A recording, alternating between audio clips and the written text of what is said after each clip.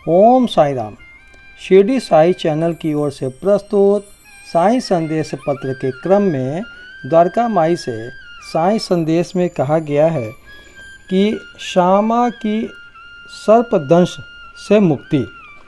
एक बार श्यामा को विषधर सर्प ने उसके हाथ की उंगली में डस लिया।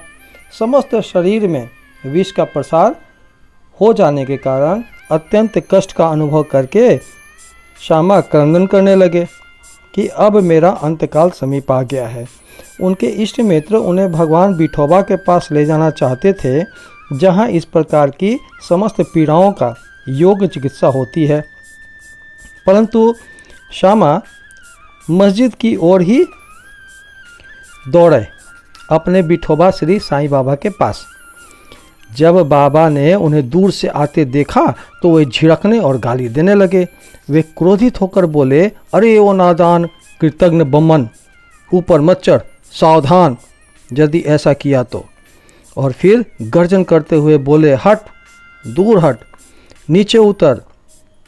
श्री साईं बाबा को इस प्रकार अत्यंत क्रोधित देख श्यामा उलझन में पड़ गया और निराश होकर सोचने लगे कि केवल मस्जिद ही तो मेरा घर है और साईं बाबा मात्र असहायों के आश्रयदाता हैं, और जब वे ही इस प्रकार मुझे यहाँ से भगा रहे हैं तो मैं और किसकी शरण में जाऊँ।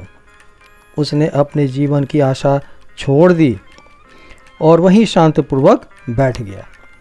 थोड़ी समय के पश्चात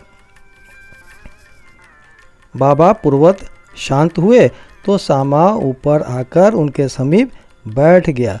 तब बाबा बोले, डरो नहीं, तिल मात्र भी चिंता मत करो, दयालु फकीर तुम्हारी अवश्य रक्षा करेगा। घर जाकर शांति से बैठो और बाहर न निकलो। मुझ पर विश्वास कर निर्भय होकर चिंता त्याग दो।